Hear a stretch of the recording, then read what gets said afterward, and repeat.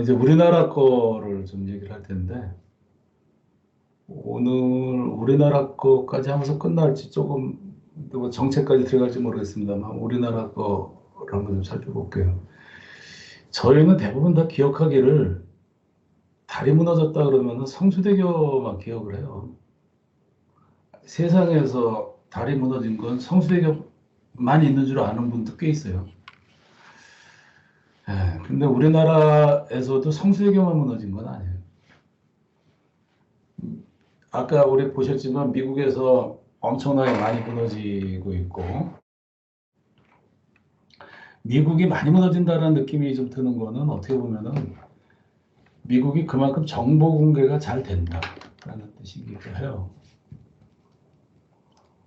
일본만 해도 뭐 자체 그 일본 국민들이 자기네들 나라에서 다리가 얼마나 많이 무너지는지 정확히 잘 모르는 것 같은 느낌이 좀 있고, 뭐 최근에는 좀 뭐 많이 발표를 하는 것 같은데, 세계 각국에서 그만큼 다 이렇게 미국처럼 모든 자료를 다 공개를 하는 것 같지는 않아요. 미국은 자료가 많이 공개가 되고 또 접근이 쉽지. 저 같은 경우에 이제 뭐 언어가 가능한 게 영어라든지 뭐 보통 쓰는 그렇습니다. 영어 많이 우리가 언어로 쓰고 또 그 다음에 뭐 일본어도 좀뭐 되니까 좀 그쪽은 검색을 하는데 사실 독일어라든지 이런 거로 제가 검색하지는 않으니까 어떻게 보면 좀 접근성이 쉬워서 미국계 많이 나오는 거기도 합니다. 근데 세계 각국에서 아까도 보셨지만 여러 나라에서 다 다리가 많이 무너지고 있고 다른 시설도 마찬가지입니다만 우리나라도 이거는 진행형이다라고 보시면 돼요. 그러니까 지금 성수대교만이 아니다라는 거고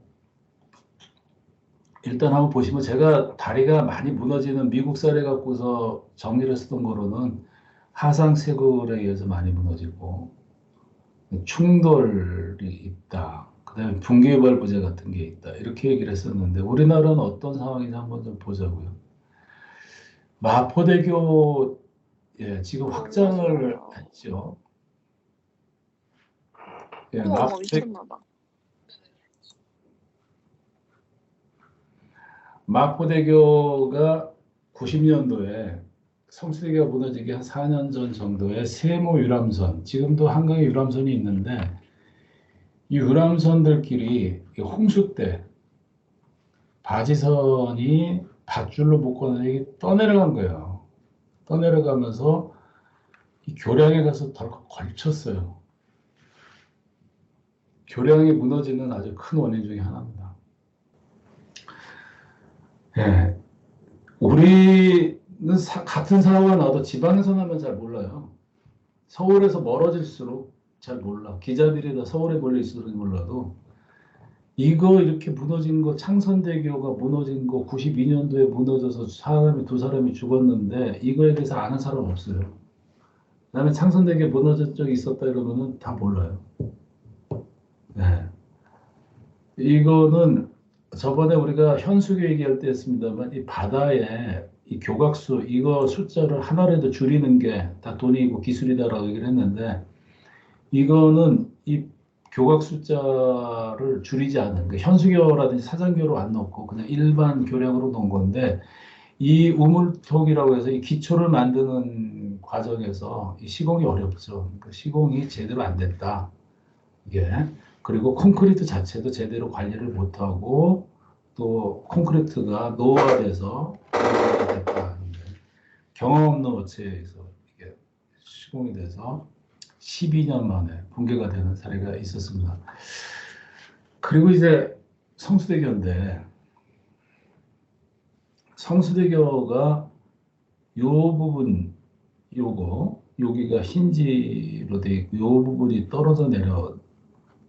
똑 떨어져 내린 거거든요. 지난번 성수대교는 제가 옛날 도면이 없어서 그 성산대교랑 똑같이 생겼다 그랬는데 요 바깥에 이렇게 동글동글하게 쳐져 있는 그 붉은 색깔로 되어 있는 요런 부재가 하나 더 있어요. 성산대교에는 요거는 미장재라서 미를 위해서 만들어 둔 거라서 구조적으로는 전혀 의미가 없고 요 속살의 성수대교랑 똑같습니다.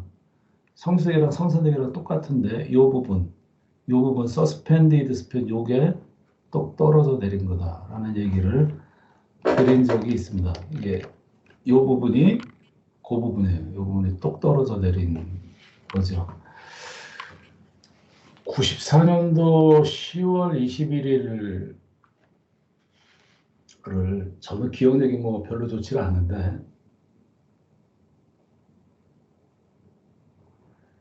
이날 일은 정확하게 기억을 해요. 이날 일은 정확하게 기억을 합니다. 제가 10월 21일 94년도 10월 21일은 제가 그 삼풍 무너진 날하고 이거 무너진 날은 거의 시간대별로 기억을 할 정도. 7시 38분이었었고 아침에 비가 내리고 있었어요. 10월달 가을비가 내리고 있었고 저는 이 시간에는 지하철에 있었던 것 같고 그 이제 사무실이 서울역 그쪽 어딥니까? 그쪽 근처에 있었는데 지금 서울 상수도사업본부 있는 그 건물에 있었는데 이제 비가 내리는 상황에서 쭉 그 사무실 앞에 마당이 좀 있고 정문을 통과를 했는데 삐삐가 울렸어요. 그때는 삐삐 시대, 이때 삐삐 시대였었던 것 같아요. 이때 삐삐를 썼다라는 것을 기억을 하는데 삐삐가 울려서 집에서 삐삐가 울렸어요. 제가 그때 이제 저희 어르신을 모시고 있고 이럴 때라서 집에서 삐삐가 딱 울려서 사무실에 올라가자마자 집에다 전화를 했어요.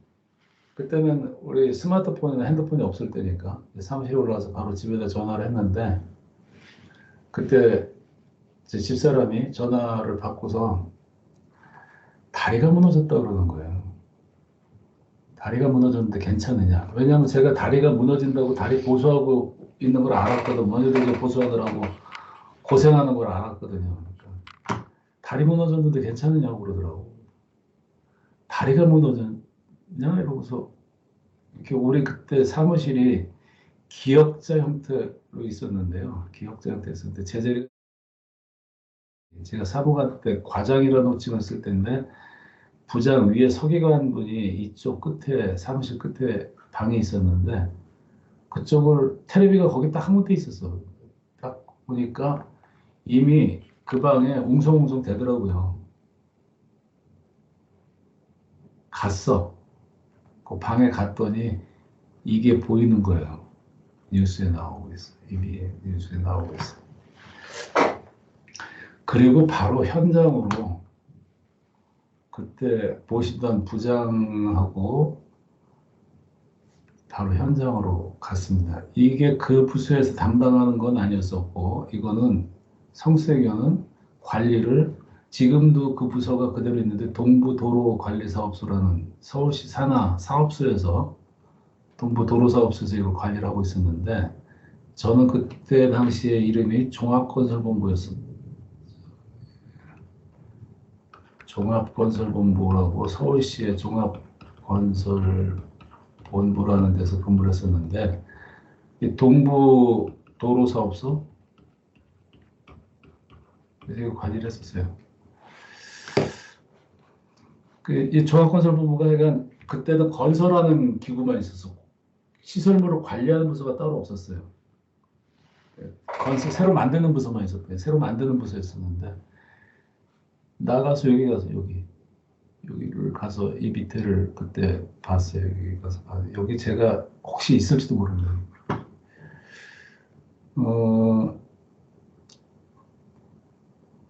처음 이런 상황을 본 거죠. 그 전에 구청에서 근무할 때 한두 명 사고 나는 거는 좀 봤었는데 이런 이걸 현장 가서 직접 본 거는 처음이에요. 충격을 크게 받았던 기억이 있는데 이때는 제가 94년도에는 교량에 대해서 조금 알기 시작할 때 눈이 뜨일 때 왜냐하면은 그 교량에 대해서 공부를 시작해서 원효대교 때문에 공부를 시작하고 유지관리 분야를 우리나라에서 거의 처음으로 이제 원효대교가 무너진다 그러니까 그걸 막 공부할 때라서 이 교량의 안전 분야에 대해서 외국 서적도 꽤 많이 봤고 자료도 논문도 많이 볼 때고 그래서 이론적으로 좀 알 때예요. 그리고 현장에 원효대교 때문에 현장도 다니면서 조금 현장 감각도 조금 들어올 때예요. 네. 현장에 갔는데 아 이거 이런 일이 내 눈앞에서 실제로 벌어졌다는 자체는 너무 좀 어처구니가 없다 그래야 되나. 하여간 좀 이 장면이 참 그랬어요. 묘했는데, 예. 이, 이 동영상 이제 보면서 좀 여러분들하고 같이 그때 상황을 또 보겠습니다만은 더 놀랬던 거는 아주 확실하게 이때 현장에서 깨달았던 거 중에 하나 뭐냐 하면 저랑 나간 사람들이 같이 나간 사람들이 제가 교량 분야에서 서울시에서 저한테 교량을 가르쳐 주신 선배님들이시거든요. 그리고 그때 당시에 서울시의 교량의 거의 최고 권위자들, 뭐 최고 엔지니어들 이런 소리를 들었었던 사람들인데 너무 모른다는 거에 또 깜짝 놀랐어요. 너무 모른다. 이런 상황에 대해서 너무 모른다라는 거에 대해서. 예를 들어서 이런 소리를 하더라고. 우리 그 최고 전문가라는 사람 중에 한 사람이 기자가 물어보는데 이거 복구하는데 얼마 걸려요? 이렇게 물어보더라고. 기자가. 그 양반이 대답을 하는 거야. 자신 있게. 3개월이면 복구가 끝납니다. 이렇게. 저는 빨라야 한 3년 걸릴 것 같은데 이런 생각이 했습니다. 빠르면 3년 걸릴 거다 이런 생각을 했었는데 그때 선배가 얘기를 하는데 3개월 그래서 저랑 한 10배 정도 차이가 나잖아요. 복구 기간이. 근데 이제 그때 어떤 거를 제가 본 거냐 하면 미국이 67년대 실버교가 무너졌을 때 자기네 나라에 다리가 몇 개 있는지도 모르고 도면도 없었고 뭐 교량의 진단을 해야 되는데 건강 진단했는데 건강 진단할 사람도 없었다. 미국이 거의 뭐 총체적인 난국이었었다. 이런 소리를 제가 그 67년대 미국 상황을 갖다 보면 그랬는데 대한민국도 이 이전까지는 성수대교 전과 후를 뒤에서 얘기했지만 이 전에는 시설물을 관리한다는 시설물이 건강한지 아닌지를 살펴봐야 된다는 생각 자체를 안 했어요. 제가 모시던 선배들은 제가 같이 일하던 선배들은 새로 만드는 거에 대해서는 전문가들이었었는데 이거 관리하는 쪽에서는 완전히 어떻게 보면은 뭐 문외한이나 비슷하게 어떻게 보면 유지관리 쪽의 공부는 제가 제일 먼저 시작했을 수도 있는 거예요. 원효대교가 무너진다고 그 업무를 제가 담당해서 그쪽 공부를 제가 제일 먼저 작업을 했는데 어떤 게 가장 기본적으로 차이가 있었느냐 하면 그분은 요것만 복구하는 거 하는데 3개월 여기다 임시적으로 요거 올리는데 3개월이면 된다 이렇게 생각을 한 건데 저는 이것까지 다 살펴서 이게 문제가 생기면 이거 드러내야 된다. 이런 생각을 했던 거예요. 결과 어떻게 됐어요? 다 드러냈잖아요. 이게 무너졌다는 소리는 이거의 안전을 보장할 수가 없다. 개런티가 안 된다. 이거 살펴봐야 된다. 살펴보면 이게 문제가 있으면 다 다시 넣으면 빨라야 3년이다. 다 다시 새로 넣은 거 아니에요? 결국에 조세호는 이게 안전하지 않으니까. 근데 그거는 누가 맞고 틀리다의 문제가 아니라 그만큼 우리 그때 서울시의 교량의 최고 기술자들이라는 사람들이 다 모여 있었는데도 그게 판단이 안 될 정도로 이 유지관리 쪽에 대해서는 우리가 전혀 관심이 없어 기술 축적이 안 돼 있었다 이렇게 보시면 되고요. 약간 그 비위가 이거 좀 뭐라 그러냐 좀 안 보셔도 돼요. 물론 뉴스에 나온 거지만 이 장면 중에 조금 좀 그런 게 있을 수도 있으니까 이 부분은 조금 뭐 나는 좀 보기가 싫어 이러신 분들은 동영상 구태여 이렇게 다 안 보셔도 됩니다. 근데 이건 아주 끔찍한 거가 나오는 장면은 있지는 않을 텐데 이게 상상은 될 수가 있으니까 실제 사고 양찬승 기자. 사고를 한번 좀 양찬승 기자. 네, 현장에 양찬승입니다. 양찬승 기자 나와 네, 있습니까? 양찬승입니다. 네네. 지금 그 구조대원들이 말이죠. 네. 버스에서 조금 한 발짝 물러서 있는 상태인데 어떤 상황입니까? 지금 제가 현장에는 지금 예예. 현장 가까이에 일반인의 통제를 강화하고 있습니까? 예. 막기 위해서 줄을 쳐놓은 것으로 보입니다. 제가 현장으로 들어가서 직접 확인해 보겠습니다. 예예예. 지금 카메라 쫓아가고 있으니까요. 같이 좀 전해주시기 바랍니다. 네, 지금 떨어진 상판 위에는 예. 경찰과 소방서에서 나온 구조대원들이 예. 계속 바지선까지 동원해가지고 계속 많은 사체들을 거의 다 인양한 것으로 보입니다. 예. 안일한 자세를 생떼 같은 30명 이상의 목숨을 앗아간 성수대교 그 붕괴 현장입니다. MBC 특별 스튜디오 뒤쪽으로 지금 성수대교가 보입니다만은 그 위에 선 가로등이 끊겨 나간 곳이 바로 오늘 사고 현장이 되겠습니다. 오늘 10월 21일 MBC 특집 뉴스데스크는 우리의 대형 구조물 건설 기술과 관리 능력에 심각한 의문을 제기할 수밖에 없는 안전에 대한 우리의 그 생각 없음, 무사 안일한 자세를 보다 통렬히 자성하기 위해서 동강난 다리 앞에서 직접 진행해 드리도록 하겠습니다. 먼저 오늘 어처구니 없는 사고 개략을 사회부 임태성 기자가 보도합니다. 10월 21일 금요일 아침 7시 48분 가랑비가 내리는 성수대교 위는 평상시와 마찬가지로 출근길 시민과 등굣길 학생들이 탄 차량들이 시속 40km의 속도로 달리고 있었습니다. 이때 정말로 믿기 어려운 어처구니 없는 일이 벌어졌습니다. 다리 북단 5번째 교각 상판이 갑자기 무너져 내리기 시작했습니다. 압구정동 쪽으로 진행 중이던 경찰 기동대 승합차와 프라이드 세피아 승용차가 기우는 상판과 함께 내려앉았습니다. 그리고 뒤따라오던 흰색 르망 승용차와 엑셀 승용차는 급제동에도 아랑곳 없이 강물 속으로 곤두박질했습니다. 그래도 이때까지는 상황이 그렇게 참담하지는 않았습니다. 그러나 그 순간 반대편 강북쪽 차선에서 뒷바퀴가 아슬아슬하게 걸려있던 16번 시내버스가 안타깝게도 끝내 뒤집히면서 20m 아래 흉한 몰골로 물에 떠있던 상판 위로 떨어지고 말았습니다. 등교하던 무학여중고 학생들을 비롯한 대부분의 승객들은 휴지처럼 구겨진 이 버스 안에서 참혹한 모습으로 숨진 채 구조대원들에 의해 들려나왔습니다. 반면에 무너지는 상판과 거의 같은 기울기로 떨어졌던 승합차 탑승자 전원은 가벼운 경상만 입어 일순간 생과 사의 갈림길은 너무나 대조적이었습니다. MBC 뉴스 임태성입니다. 네, 최악의 붕괴 사고가 난 오늘 성수대교 주변에는 구조대원들이 단 한 사람이라도 더 구하기 위해서 치열한 구조 활동을 벌였습니다마는 시민들은 구조대가 너무 늦게 도착했다면서 당국을 원망했습니다. 오늘 사고 현장을 김동욱 기자가 헬기를 타고 돌아봤습니다. 사고가 난 성수대교는 마치 칼로 자른 듯한 모습으로 두동강이 나 있습니다.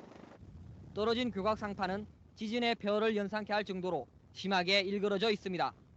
또 성냥갑처럼 납작하게 짓눌린 버스는 휴지처럼 구겨져 사고 당시의 참혹함을 그대로 보여주고 있습니다.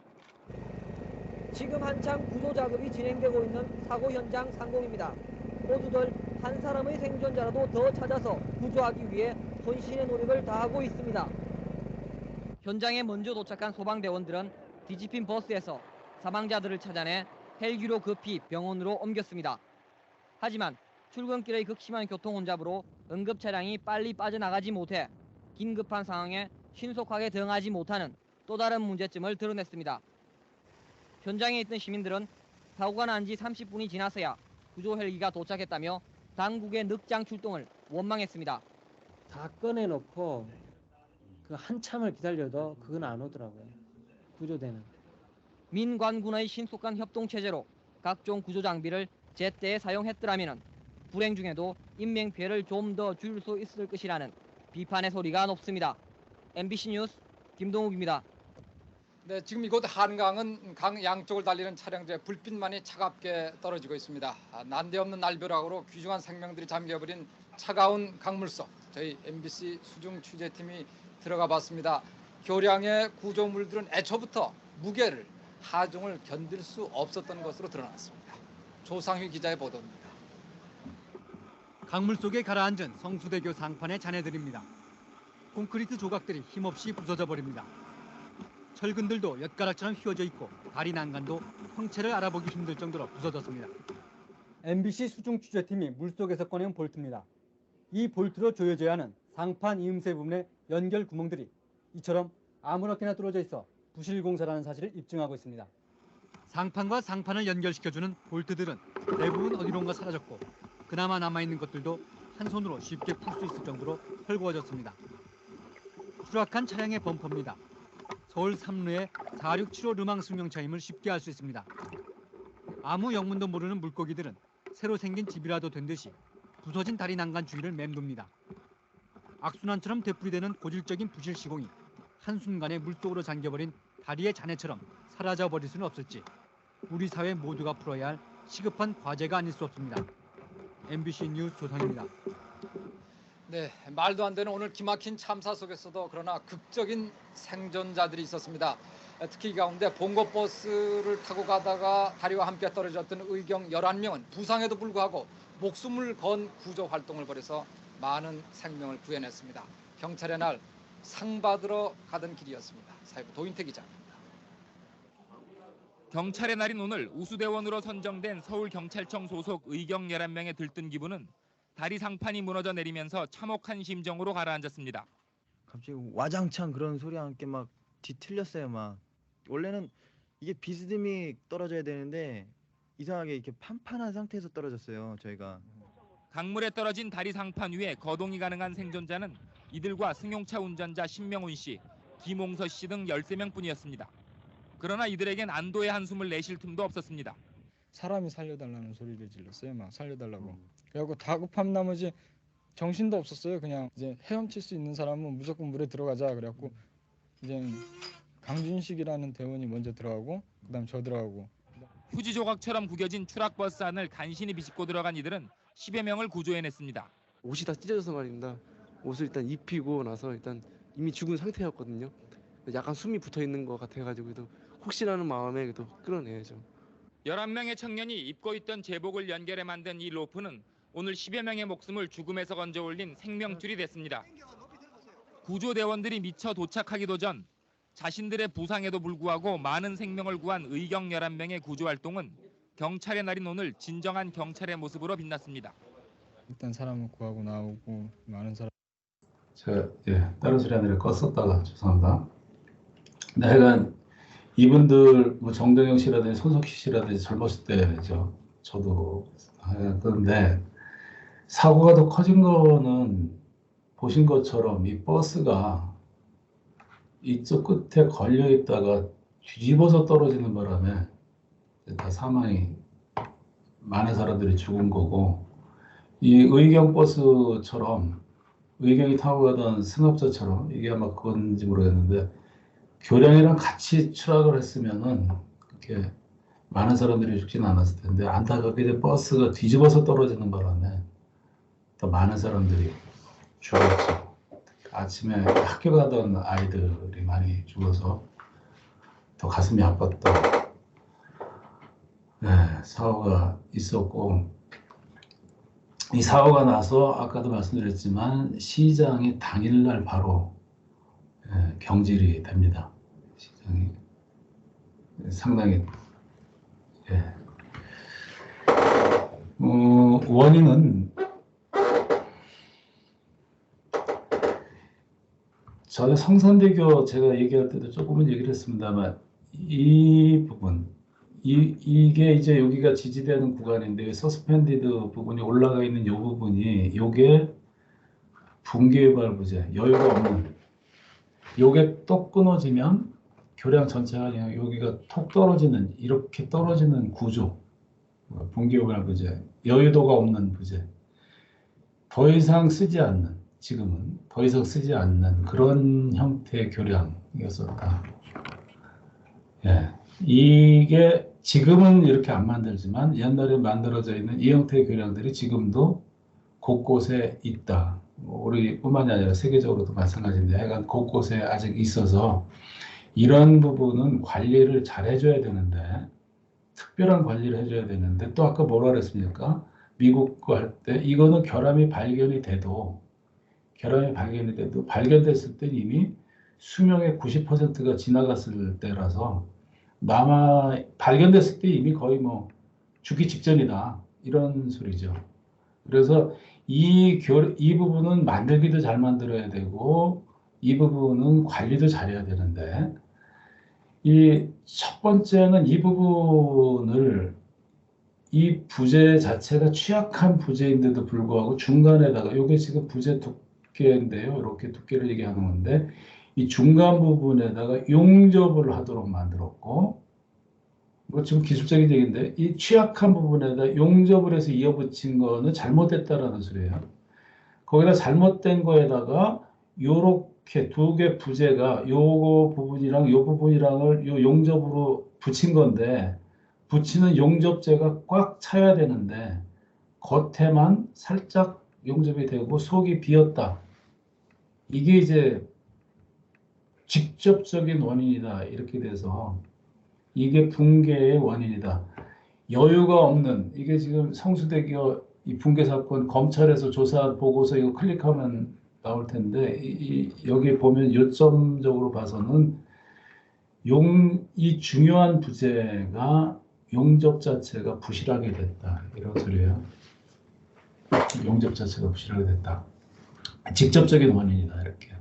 부실 시공에서 동아건설이 이때 당시에 제가 기억하기로 동아건설이 이거를 시공을 했는데 동아건설이 원효대교도 동아건설이 그때 만들었다 그래서 원효대교도 무너진다 막 이런 소문도 있어요. 동아건설이 안 좋았죠. 지금 현대산업개발처럼 여기는 퇴출당한 걸로 알고 있어요. 그때 당시에 무너지고 그러면서 퇴출됐는데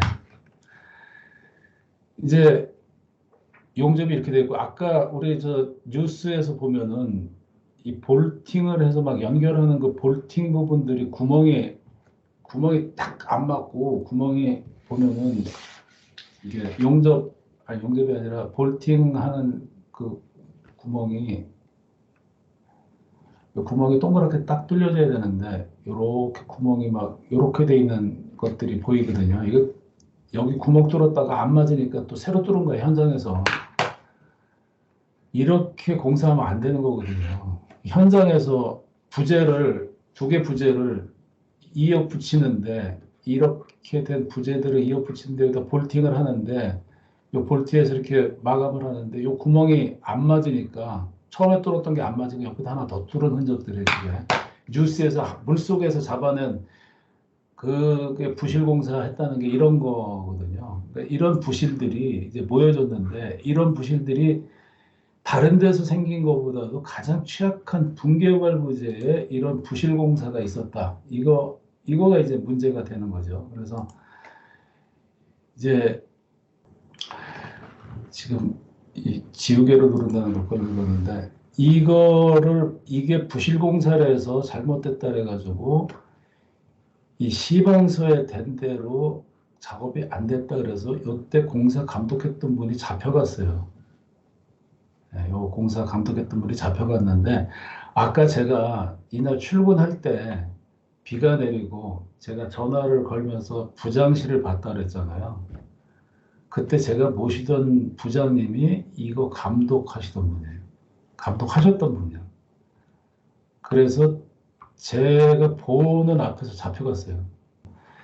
더 큰 거는 설계를 아까도 얘기했지만 조금 더 나가면은 이거에 원초적인 책임이 있을 수 있는 거는 이런 그때 시대의 상황 기술의 한계는 여유가 없는 붕괴유발 부재를 교량에다 만들었다는 시대적인 문제가 있었고 또 설계자가 이 부분을 용접으로 처리하는 것도 잘못된 거고 그 다음에 이제 최종적으로 용접 부실만으로 이제 용접 부실이 생긴 건데 용접 부실을 잘못했다고 책임을 묻고 이게 부실 공사다 이렇게 해가지고 이제 이때 난리가 난 거죠.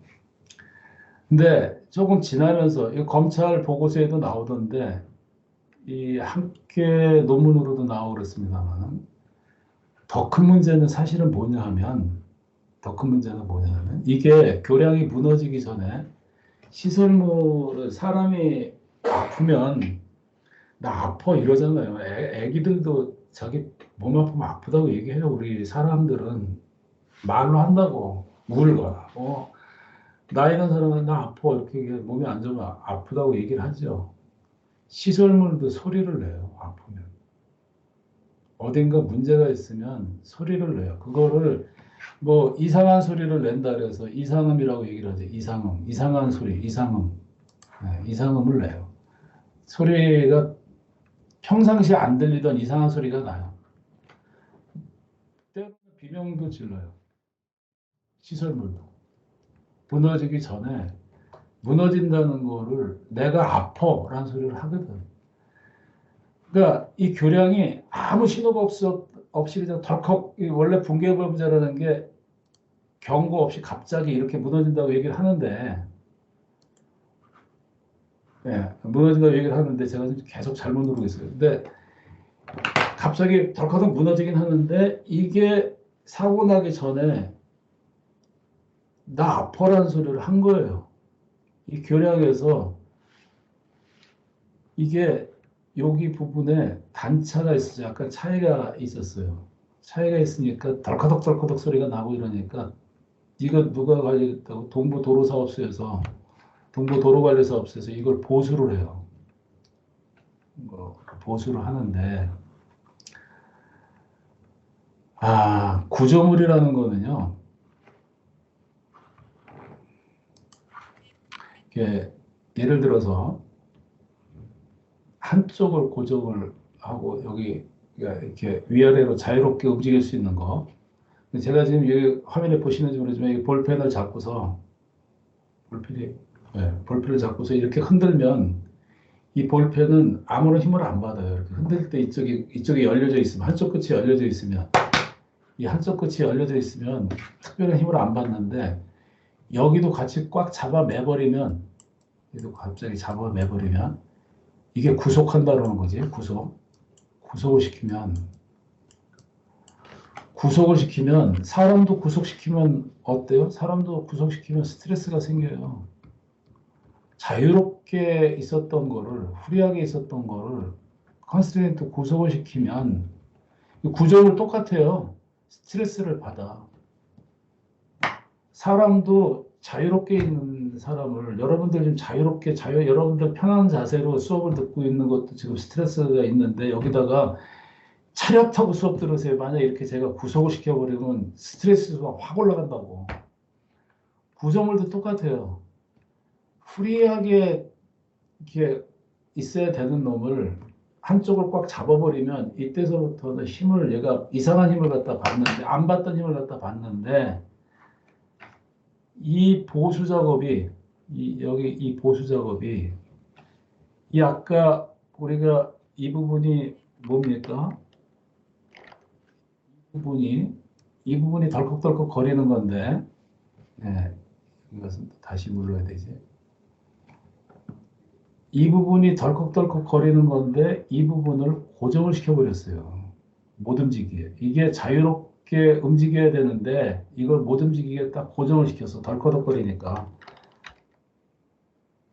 동부도로사업소에서 보수를 하면서 약간은 자유롭게 움직이는 거가 힌지라는 건데 힌지라는 구조는 최소한 회전에는 약간 이렇게 힘을 갖다 이렇게 차가 타면 약간 돌았다가 다시 원상복구됐다 돌았다 원상복구됐다 이래야 되는 건데 그게 소리가 난다고 그거를 꽉 잡아 매버렸어요. 그냥 거더라는 걸 하나 대서 확 묶어버렸어. 그래서 핀이라는 이 힌지가 핀으로 돼 있는데 회전 기능을 상실해버리고 거동이 구속돼 버렸어요. 그래서 이 양쪽을 구속을 해버리니까 여기가 이렇게 폈다 줄였다 하는 힘을 갖다가 받아서 그게 피로 파괴를 촉진시켰다. 피로 파괴를 촉진시켰다. 이렇게 이거는 성수대교가 사고 난 거는 부실공사 잘못 태어난 것도 있지만 더 큰 거는 의료사고예요. 의료사고. 예.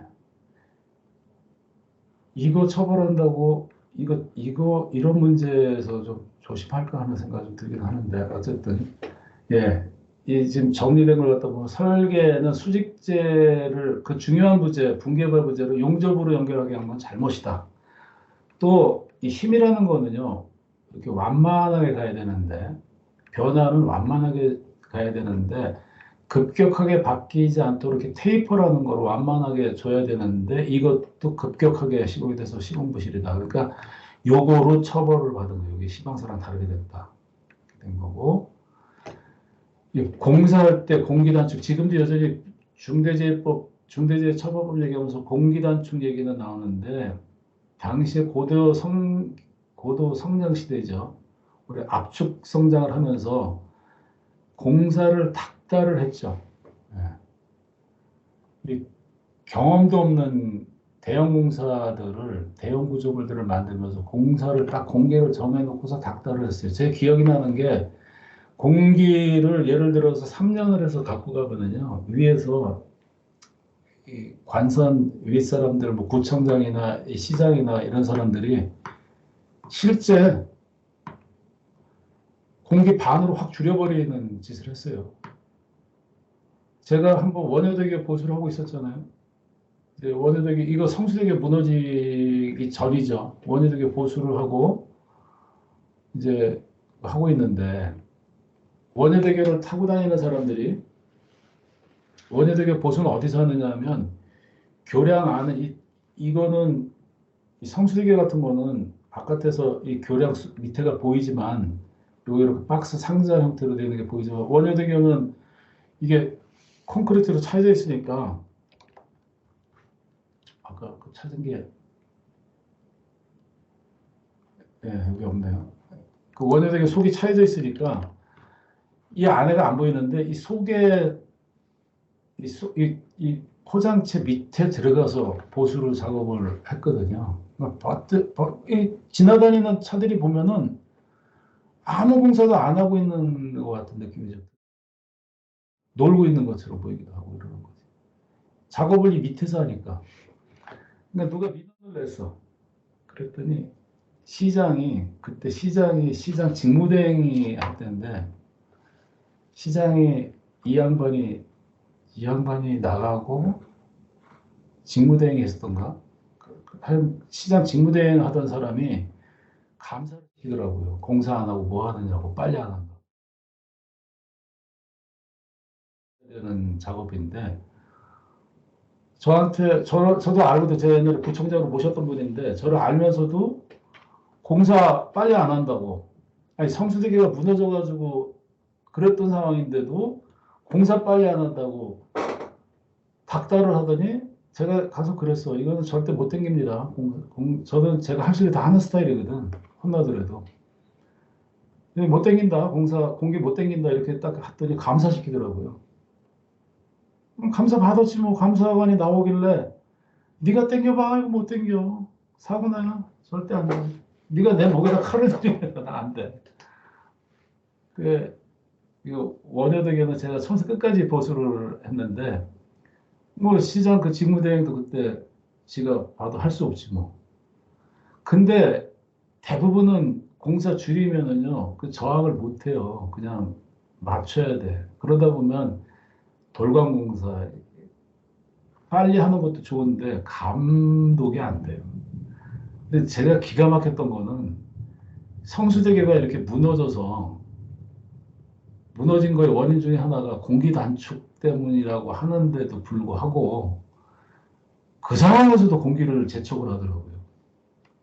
근데 참 답답하다 하는 생각을 했었는데 이거는 이 공기의 문제는요 지금도 똑같아요. 특히 이 행정관료 출신들은 그래도 이런 사고들을 오랫동안 봐왔기 때문에 공사에서 공기를 단축해서 생기는 문제점들을 보기 때문에 봐왔기 때문에 좀 조심을 해요. 제가 알기로. 근데 정치인 출신들은 이거 잘 모르거든. 그런 경험이 없거든요. 그러면 어디다 맞추느냐 하면 이 공기를 맞추는 게 실제 공사가 어느 정도 돼야 품질이 제대로 나오느냐에 맞추는 게 아니고, 우리나라 이탈리아 나라 똑같은데 정치적인 행사를 하는 데다가 자기 이 공사 공기를 맞춰요. 예를 들어 볼까요? 올림픽 대교가 88 올림픽 그 개최에 맞춰서 88년도까지 준공을 해라 이렇게 공기가 맞춰진 거예요. 그 주탑의 높이도 88m로 제가 알고 있어요. 그런 거를 기술적으로 정하는 게 아니라 정치적으로 결정하면 기술자들이 거기다 맞춰주는 걸 해요. 근데 그게 한계를 초월하면은 사고로 이어지는 거죠. 그런 사례들 많아요. 월드컵 대교, 월드컵에 맞춰서. 근데 그거는 공기 못 맞춰서 지금까지 공사하고 있죠. 지금은 이제 그거를 많이, 제가 공간에 있을 때 저희 밑에서 보고를 하는데 모 구청장이 금년도 이 선거 전에 선거 운동을 할 수 있는 마지막 전에 동네 주차장 뭐 하는 거를 개통식을 하겠다고 공기를 그렇게 맞춰라 이렇게 했다는데 현장을 가서 보니까 공사가 금년 중에 끝나면 다행인 공사야. 금년, 작년에 봤을 때 금년에 끝나면 다행인 거라서 제가 안 된다, 이건 못한다 이렇게 제가 잘라버리고 구청에다가 두고 부구청장 통해서 네가 직접 청장한테 보고해서 안 되면 내가 구청장한테 직접 가서 설명할 테니까 이거 그 행사를 포기해라. 절대 그 전에 못 끝낸다. 이렇게 얘기를 했었거든요. 근데 제 밑에 처장급들이 그거를 시공사를 붙잡아서 그 구청에서 이렇게 하니까 맞춰달라고 얘기를 하고 있더라고요. 그걸 제가 못하게 했거든. 이게 지금도 현존하는 문제, 공기단축에 대한 문제는 정치적으로 결정되는 경우가 많다. 또 시키면 하거든. 하는데 문제는 뭐냐? 똑같이 나오는데 안에 속에 내실이 어느 정도 돼 있느냐가 중요한 거죠. 제대로 된 물건이 나오느냐? 엉터리 같은 물건이 나오느냐? 엉터리 짓거리 하다가 사고까지 이어지느냐? 공기 단축의 문제는 현재까지도 똑같다. 여기에 매달려 있었던 요 핀 구조, 용접이, 이 부분이에요. 이 부분이 용접이 됐었던 거고. 이 성수대교가 무너지면서 우리나라도 94년도에 무너져서 시설물 안전에 관한 특별법이 만들어져요.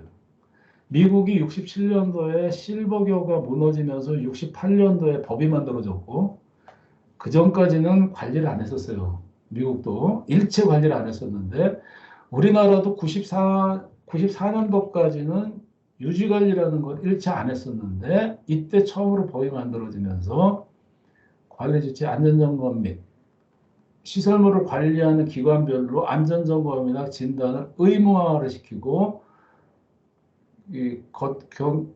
지금 국토교통부죠. 건설교통부 밑에다 시설물 안전기술공단이라는 거를 설치를 해요.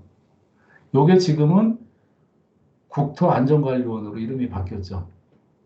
작년인가 재작년인가 바뀌었고, 책임감리 제도가 전면 도입이 되는데, 요게 외국계, 그러니까 글로벌 스탠다드에 해당될 만한 책임감리 제도가 들어온 게 아니고, 전면적으로 책임만 져라.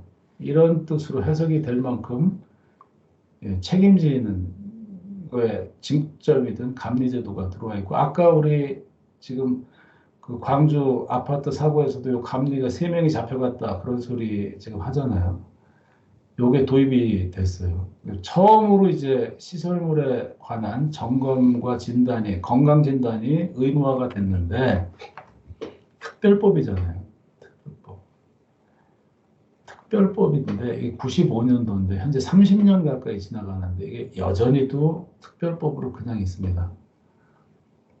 특별법이니까 저는 이런 생각이 좀 드는 건데, 이거는 이 비상시국 사고가 났는데 기술자도 없어, 이 사람이 아픈지 안 아픈지 좀 살펴봐야 되는데 의사도 없어.